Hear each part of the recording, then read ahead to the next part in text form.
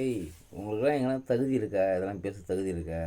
ஆ சீமான பொம்பளை பிடிக்குன்னு பேசுகிற அளவுக்கு உங்களுக்கு எதனா தகுதி இருக்கா? யாரை ஒரு ஆளுக்கு தகுதி இருக்கா? சொல்லுங்கள். ஒருத்தங்க கூட அதுக்கு தகுதி கிடையாது. புரியுதா? உங்கள் வரலாறுலாம் எடுத்து போட்டால் நாரி போயிடும், சந்தி சிரிச்சிடும் ஒவ்வொரு வரலாறும். நீங்கள் தொட்டதுக்கே இப்போ எவ்வளோ கொஞ்சம் நாரிட்டு இருக்கு பார்த்துருக்கீங்களா? இதுக்கப்புறம் தோன்றுனா அவ்வளோதான். நீங்கள் எல்லாம் அந்த பெண்களுக்கு பற்றி பேசக்கூடாது. எங்கள் கனிமொழி அம்மா வந்துட்டாங்க, பெண்களுக்கு எப்படி உரிமை கொடுத்து கிழிச்சிடுவாங்கன்னு அவங்க வந்துட்டாங்க. அதுக்கப்புறமா ஜோதிமணி அதெல்லாம் எங்கே தான் இருக்குது? நான் கூட காலையில் ஆகி வச்சு நினச்சிட்டு ரொம்ப காலமாக அது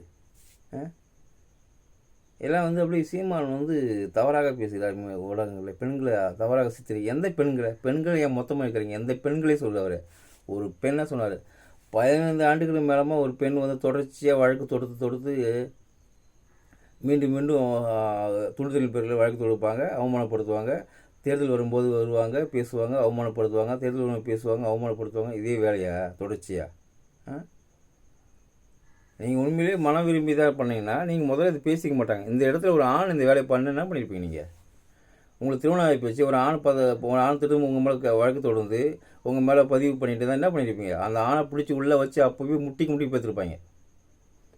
ஆனால் அது ஒரு பெண் செஞ்சால் சரி. அது அந்த சமூகத்தில் ஒரு ஆணை அப்படி செய்ய முடியுமா? நான் காதலிச்சு இந்த பொண்ணை காதலிச்சேன், என்னை விட்டு போயிடுச்சு, எனக்கு அந்த பொண்ணை சேர்த்து வைங்கன்னு சொல்லி கோர்ட்டில் எங்கன்னா வழக்கு தொடுக்க முடியுமா?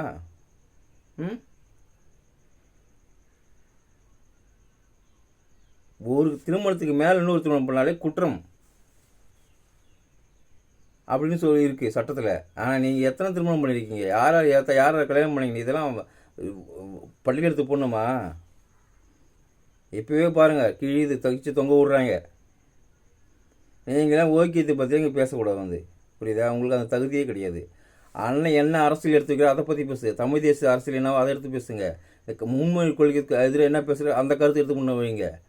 இங்கே அரசியல் களத்தில் நடக்கிற ஒவ்வொரு குற்றங்களுக்கும் கருத்து என்ன, அந்த கருத்தை மட்டும் பேசுங்க.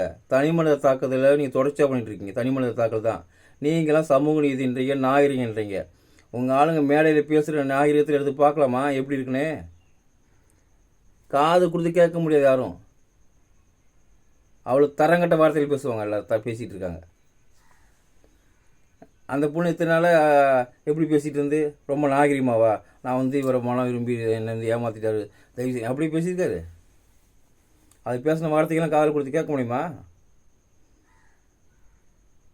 கேட்டால் இவங்களுக்கு சமூக நீதி காற்று அறுத்துறாங்க. 4 பொண்டாட்டி கட்டினா சமூக நீதியில் சேருது. அதெல்லாம் 4 பொண்டாட்டி கட்டுறது, இருக்கிற எல்லா நடிகை கூடயும் ஊர் சுற்றுறது, அப்புறம் இன்னும் நிறையா லிஸ்ட் இருக்குது. போதுன்னு பார்க்குறோம், அவ்வளோதான். இதெல்லாம் சமூக நீதியில் சேருது எங்களுக்கு. அரசியல்னால் அரசியலே எதிர்கொள்ள பாருங்கள். எங்கள் அரசியல் தத்துவம் தான் தேவை. அரசியல் என்ன களத்தில் என்ன இருக்குது அதுதான் தேவை. நீங்கள் பேசுகிறது இதெல்லாம் வேலையாகாது. உங்களுக்கு மலையேறி போச்சுன்னு நீங்கள் இப்போ இதெல்லாம் நோண்டிக்கிட்டே தெரிஞ்சிட்டு இருக்கீங்க. இதே மாதிரி சீமான் பேசுகிற அனைத்து விதமான காணொலியும் பதிவு செஞ்சால் நீங்களாம் தமிழ்நாட்டு விட்டு எப்போயும் ஓடிருக்க வேண்டிய ஆள். நீங்கள் பேசிகிட்டு இருக்கீங்க. இப்போது ஒரு அரசியல்லாம் கொஞ்சம் வந்துருச்சிங்க எல்லாம் பேசுகிறதுக்கு. சீமான பொம்பளை பொறிக்குன்னு சொல்கிறது அதெல்லாம் உங்களுக்கு தகுதியே இல்லை. ஒருத்தருக்கும் தகுதி கிடையாது. சரிங்களா? ஏதாவது வாயை கலக்காதீங்க. இன்னும் நிறைய வந்துடும். நீங்களே கம்முனு. இதுக்கு பேர் என்ன தெரியுமா? ஏன் தானே மண்ணாரி போடுச்சேன் அந்த கதை உங்கள் கதை. இதில் நாகரிகத்தை பற்றி பேச எங்களுக்கு பாடலுக்கு வந்துட்டாங்க. நாகரிகம்